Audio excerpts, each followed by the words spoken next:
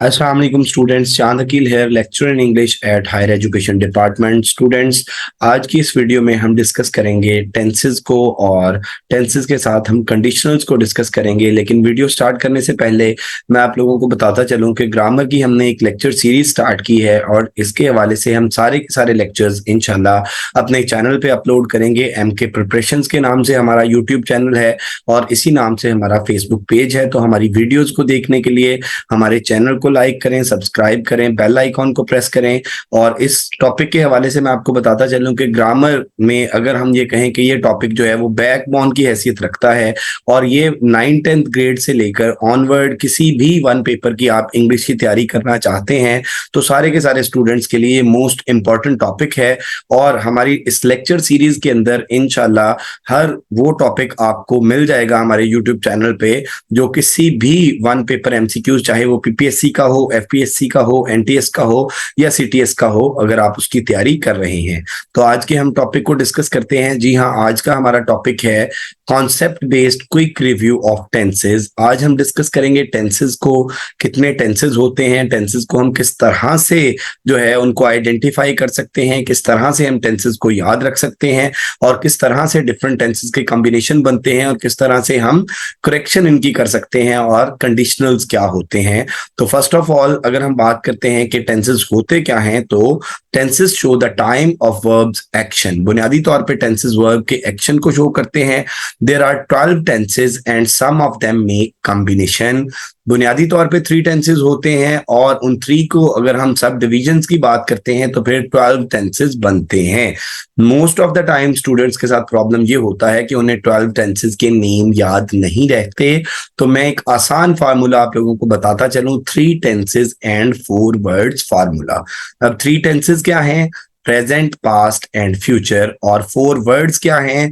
Indefinite, continuous, perfect और perfect continuous. जी हाँ, इन 4 words को उठा के पहले आप प्रेजेंट के साथ लगा दें, उसके बाद आप पास्ट के साथ लगा दें और उसके बाद आप फ्यूचर के साथ लगा दें, तो इस तरह से 12 टेंसेस के नेम पूरे हो जाएंगे और ये इजीएस्ट वे है इन टेंसेस के नेम को याद रखने का। तो अगर हम बात करते हैं present indefinite, present continuous, present perfect, present perfect continuous, इसी तरह से past indefinite, past continuous, past perfect continuous, future indefinite, future indefinite, future continuous, future perfect and future perfect continuous. तो इस वीडियो के अंदर हम टेंसेस को इस तरह से डिस्कस करेंगे कि पहले इंडेफिनेट के टेंसेस, फिर कंटिन्यूअस के टेंसेस, फिर परफेक्ट के टेंसेस और फिर परफेक्ट के कंटिन्यूअस के टेंसेस, और साथ साथ हम उनके कॉम्बिनेशन की और उनके सिग्नल वर्ड्स की बात करेंगे और एंड पे इंशाल्लाह हम कंडीशनल सेंटेंसेस को डिस्कस करेंगे।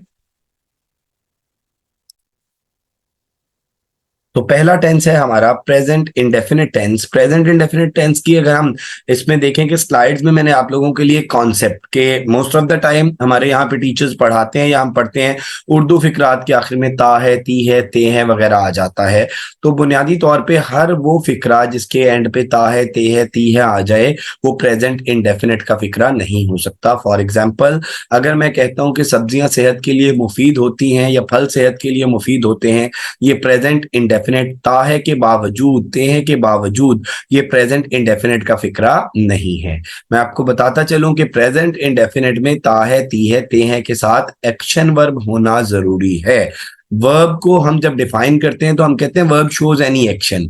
All the time verb does not show any action. Action verb जो है वो वर्ब की टाइप है, लेकिन हम बच्चों का कॉन्सेप्ट ये बिल्ड करते हैं कि वर्ब शोज एनी एक्शन।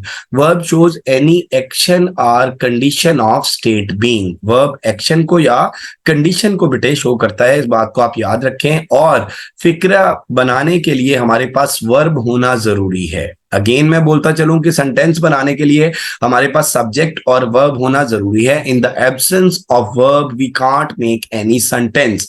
अब मैंने यहाँ पे वर्ब बोला है, मैंने एक्शन वर्ब नहीं बोला। मैं कहता हूँ he is very intelligent boy, तो अब यहाँ पे कोई एक्शन वर्ब नहीं है। मैं कहता हूँ Allama Iqbal is our national poet, यहाँ पे कोई एक्शन वर्ब नहीं है। तो मेरा बेटा जब एक्शन वर्ब नहीं होता तो हम टेंस को कैटेगराइज नहीं कर सकते कि ये प्रेजेंट, हम सेंटेंस को कैटेगराइज नहीं कर सकते कि ये इंडेफिनिट का है, कंटिन्यूअस का है, परफेक्ट का है या परफेक्ट कंटिन्यूअस का है। तो बुनियादी तौर पे एक्शन वर्ब जो है वो हमें बताता है टेंस की कैटेगरी, कि टेंस जो है वो किस कैटेगरी का है, इंडेफिनिट का है, कंटीन्यूअस का है, या परफेक्ट का है, परफेक्ट कंटीन्यूअस का है। तो यहाँ पे सबसे पहले मैंने देखे कि हर स्लाइड के अंदर कॉन्सेप्ट बताया है हर टेंस का, उसके बाद उसकी फॉर्मेशन बताई है, फॉर्मेशन फॉर्मूला बताया है, देन उसके सिग्नल वर्ड्स बताए हैं। तो यहाँ पे this tense shows, we are talking about present indefinite, this tense shows some habit, routine और truth. This tense shows some habit, routine और ट्रूथ। और इसकी फॉर्मेशन में देखिए सब्जेक्ट है प्लस वर्ब के ऊपर जो वन लिखा हुआ है, इसका मतलब है फर्स्ट फॉर्म ऑफ वर्ब। अब फर्स्ट फॉर्म को हम प्रेजेंट फॉर्म भी बोलते हैं, और फर्स्ट फॉर्म जो है मेरा बेटा इसको हम बेस फॉर्म भी बोलते हैं, लेकिन वो जब हम एडवांस वर्ब में जाएंगे, हम इन्फिनेटिव और बेयर इन्फिनेटिव को डिस्कस करेंगे, तो वहां पे इंशाल्लाह हम बेस फॉर्म भी डिस्कस करेंगे, प्लस ऑब्जेक्ट। अब सब्जेक्ट होता है किसी भी सेंटेंस के अंदर doer of action, number one doer of action. और अगर सेंटेंस में एक्शन नहीं है तो जिस चीज के बारे में पूरा सेंटेंस हमें इंफॉर्मेशन दे रहा है उसे हम क्या बोलते हैं, सब्जेक्ट बोलते हैं।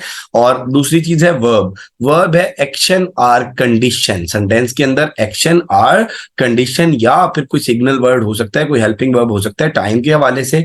और ऑब्जेक्ट है रिसीवर ऑफ एक्शन।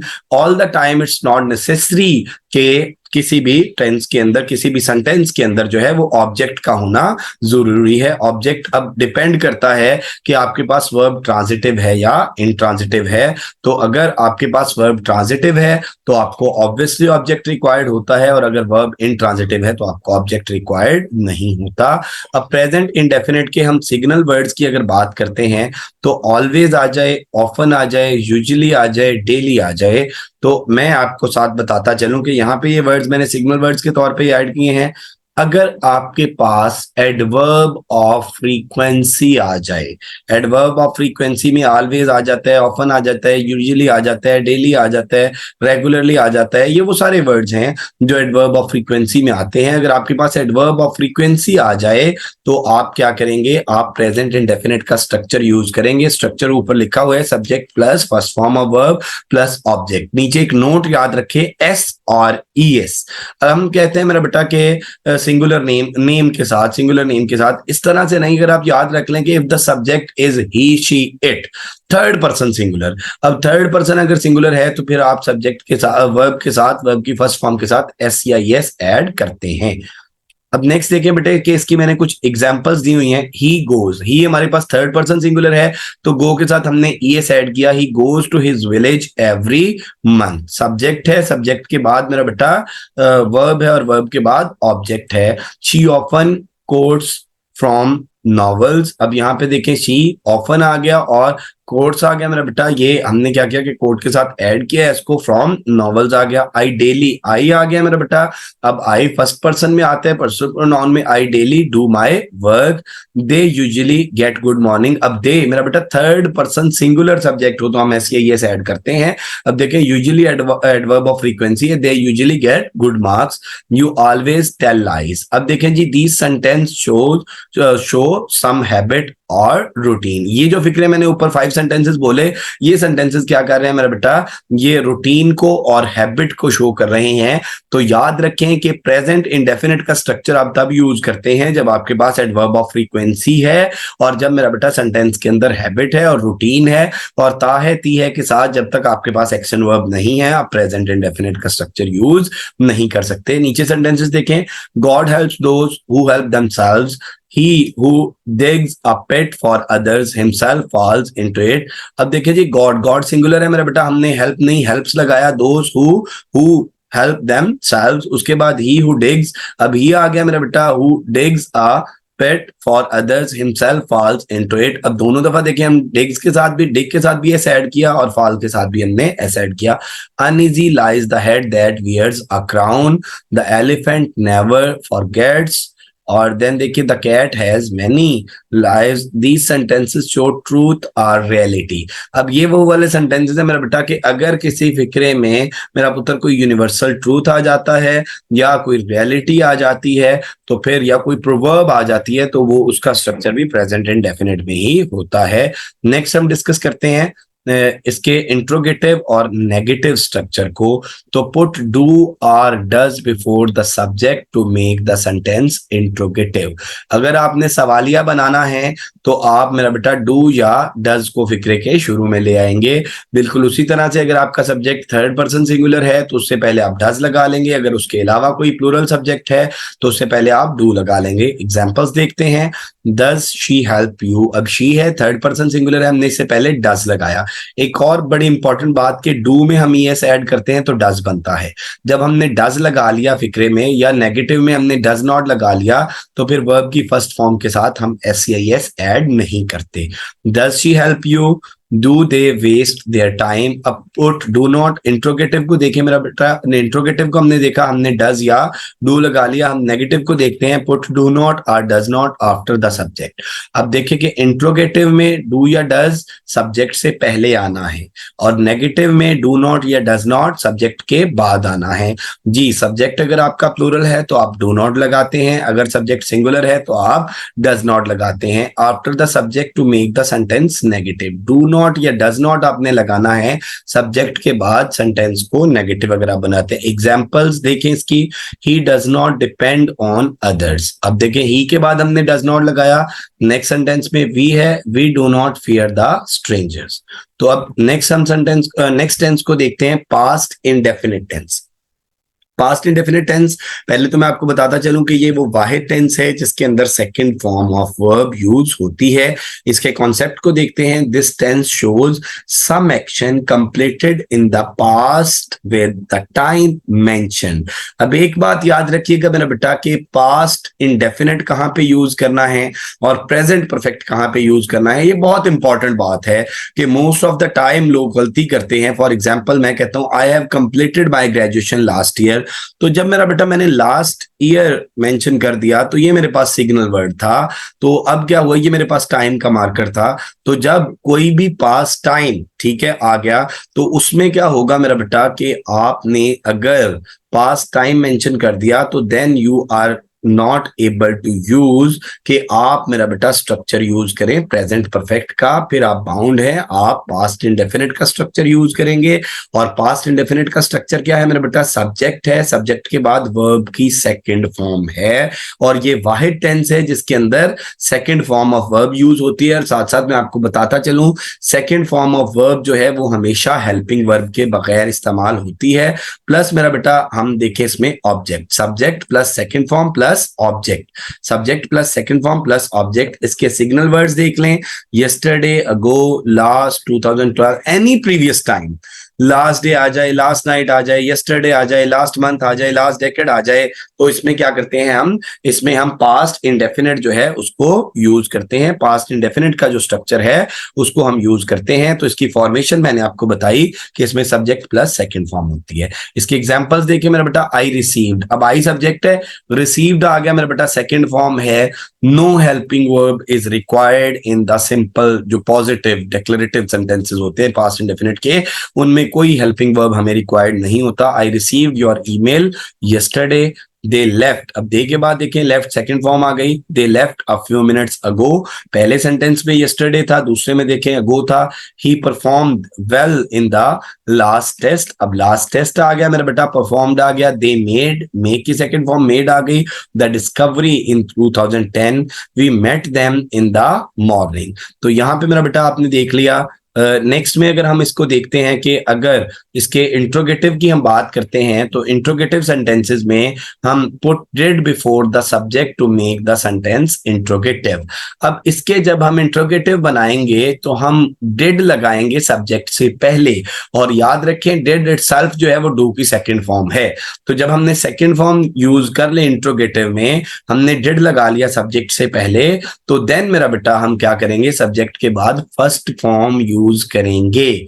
जी, ये बात मोस्ट इंपॉर्टेंट है कि पास्ट इंडेफिनिट के सवालिया और मनफी फिक्रों में हम क्या करते हैं, सेकंड फॉर्म यूज नहीं करते, बल्कि सवालिया फिक्रों में डिड के साथ हम फर्स्ट फॉर्म यूज करते हैं और मनफी फिक्रों में भी डिड नॉट के साथ हम first form of verb use करते हैं। एग्जांपल्स देखें, डिड ही सी, अब डिड आ गया ना तो हमने ही के बाद मेरा बेटा फर्स्ट फॉर्म लगाई, सी हमने सा नहीं लगाया। Did he see anything in the market, did did you fly to New York last month. अब उसके बाद देखिए put did not after the subject to make the sentence negative. अब डिड ने सब्जेक्ट से पहले आना है जब हमने सवाल का फिक्रा बनाना है, जब हमने मनफी फिक्रा बनाना है मेरा बेटा तो डिड नॉट ने सब्जेक्ट के बाद आना है। We did not write the report last week, she did not take the exam in 2013। Next देखिए मेरा बेटा फ्यूचर इंडेफिनिट टेंस। अब फ्यूचर इंडेफिनिट टेंस में हम देख लें कि इसके कॉन्सेप्ट को डिस्कस कर लें। This tense shows some plan और इंटेंशन इन द फ्यूचर। ये टेंस मेरा बेटा हम कब यूज करते हैं, जब सम प्लान या इंटेंशन इरादे को बोलते हैं इन फ्यूचर, तो इसके लिए हम फ्यूचर इंडेफिनिट टेंस यूज करते हैं। और इसका स्ट्रक्चर क्या है, सब्जेक्ट प्लस विल और शेल प्लस वर्ब की फर्स्ट फॉर्म प्लस ऑब्जेक्ट। अब मेरा बेटा सब्जेक्ट के बाद हम आई और वी के साथ शेल लगाते हैं, बाकी सबके साथ विल लगाते हैं। और एक मेरा बेटा ये कॉन्सेप्ट जो है ये डिस्कस होता है कि जी मॉडर्न इंग्लिश में सबके साथ शेल लग जाता है, तो डोंट वरी अगर हम सबके साथ विल लग जाता है तो डोंट वरी, अगर हम सबके साथ विल भी लगा लेते हैं तो प्रॉब्लम नहीं है। लेकिन अगर मीनिंग के एतबार से बात करूं तो आई शेल कम मैं आऊंगा, आई विल कम मैं जरूर आऊंगा। जब हम आई और वी के साथ शेल की बजाय विल लगाते हैं तो फिर इनमें थोड़ा सा कंपल्शन आ जाती है और जरूर के मीनिंग में ये आ जाता है। और दूसरी बात मेरा बेटा कि कंट्रैक्शन विल और शेल दोनों की सेम होती है। कंट्रैक्शन होता है ऊपर कॉमा, जैसे हमने डू नॉट को डोंट लिखा तो ऊपर कॉमा दे दिया, इसी तरह से हमने विल और शेल की अगर कंट्रैक्शन बनानी है तो कॉमा प्लस मेरा बेटा हम डबल एल लिख देते हैं। तो विल की कंट्रैक्शन भी यही है और शेल की कंट्रैक्शन भी यही है। It can also be a reason कि हम विल यूज कर लेते हैं शेल की बजाय भी, plus first form of verb है प्लस ऑब्जेक्ट है। अब इसके सिग्नल वर्ड्स देखें, जिस तरह से पास्ट में मेरा बेटा एनी पास्ट टाइम था, अब ये फ्यूचर इंडेफिनिट में मेरा बेटा any future time, tomorrow, next. यहाँ पे मेरा बेटा मैंने 2020 लिखा हुआ है, 2024 कर लें, 25 कर लें, मतलब अपकमिंग टाइम, और any future year etcetera. Use shall after I and we. I और वी के बाद मैं आपको ऑलरेडी बता चुका हूं कि शेल आता है। Use will after all other subjects, बाकी सब सब्जेक्ट्स के साथ जो है वो मेरा बेटा विल आता है। तो एक बात याद रखें कि अभी तक हमने मेरा बेटा प्रेजेंट इंडेफिनिट, पास्ट इंडेफिनिट और फ्यूचर इंडेफिनिट ये तीनों टेंसेस को डिस्कस किया है। प्रेजेंट इंडेफिनिट में फर्स्ट फॉर्म है, फर्स्ट फॉर्म मेरा बेटा उसके सिंपल सेंटेंसेस में विदाउट हेल्पिंग वर्ब है, और पास्ट इंडेफिनिट में सेकंड फॉर्म है, और फ्यूचर इंडेफिनिट में फर्स्ट फॉर्म है। तो याद रखें कि first form can be used with helping verb as well as without helping verb, और जबकि सेकंड फॉर्म जो है वो हमेशा विदाउट हेल्पिंग वर्ब ही इस्तेमाल होती है। अब इसकी एग्जांपल्स मेरा बेटा देखें। ही विल हेल्प अस, ही के साथ हमने विल लगाया और फर्स्ट फॉर्म लगाई help us in this project not for some planned future activity we prefer present continuous. अगर कोई प्लान्ड फ्यूचर एक्टिविटीज है तो हम उसको प्रेजेंट कंटिन्यूअस, और नियर मेरा बेटा अगर कोई फ्यूचर की बात हो रही है तो उसको भी हम प्रेजेंट कंटिन्यूअस में। फॉर एग्जाम्पल मैं कहता हूं कि ही इज मेरा बेटा लिविंग, यहाँ लिविंग की बजाय लिविंग टुमारो, लिविंग कर लें आप उसको। They are coming back next month, we shall go to Karachi next month. अब मेरा बेटा देखें कि फ्यूचर इंडेफिनिट में हम क्या करते हैं कि सब्जेक्ट है प्लस आई और वी के साथ शेल है, बाकी सबके साथ विल है, प्लस फर्स्ट फॉर्म है, प्लस ऑब्जेक्ट है। लेकिन मेरा बेटा नियर फ्यूचर की कोई एक्टिविटी है तो उसको हम प्रेजेंट कंटिन्यूअस में भी कर सकते हैं। अब मेरा बेटा इसके इंट्रोगेटिव और नेगेटिव सेंटेंसेस को देख लें। We put helping verbs before the subject to make the sentence interrogative, कि हम शेल और विल को फिक्रे के शुरू में ले आते हैं। अगर आई वही वाले हैं तो मेरा बेटा उनमें शेल आ जाएगा शुरू में, अगर बाकी कोई है इसके अलावा तो शुरू में विल आ जाएगा। Shall we ask them for advice, will he come late to the office. Next जो है मेरा बेटा इसके बाद हम कंटिन्यूस की जो है हम अपनी नेक्स्ट वीडियो के अंदर कंटिन्यूस की वो जो है सारी की सारी प्रेजेंट इंडेफिनिट, प्रेजेंट कंटिन्यूअस और प्रेजेंट इंडेफिनिट, पास्ट इंडेफिनिट और फ्यूचर इंडेफिनिट मेरा बेटा अभी तक हमने आप लोगों के साथ डिस्कस किया, और इसकी फॉर्मेशन को हमने डिस्कस किया, इसके सिग्नल वर्ड्स को हमने डिस्कस किया, और इसके मेरा बेटा हमने जो सारे के सारे इसके फॉर्मूलाज हैं, इसके नेगेटिव किस तरह से बनते हैं, इंट्रोगेटिव किस तरह से बनते हैं, इन सारी चीजों को हमने डिस्कस किया। और मैंने आपको बताया कि प्रेजेंट इंडेफिनिट हम कब यूज करते हैं, पास्ट इंडेफिनिट कब यूज करते हैं, इनके सिग्नल वर्ड्स क्या हैं, और फ्यूचर इंडेफिनिट हम कब यूज करते हैं। उसके बाद हर टेंस का मैंने इन तीनों टेंसेस का आपको कॉन्सेप्ट बताए, कॉन्सेप्ट के बाद उनकी फॉर्मेशन बताई, फॉर्मेशन के बाद मेरा बेटा उसके मैंने आप लोगों को सिग्नल वर्ड्स बताए, और मेरा बेटा इसके साथ साथ हमने उनका इंट्रोगेटिव का और नेगेटिव का जो स्ट्रक्चर है उसको भी डिस्कस किया। तो ये वाली चीजें मेरा बेटा अभी तक हमने जो है वो डिस्कस की हैं।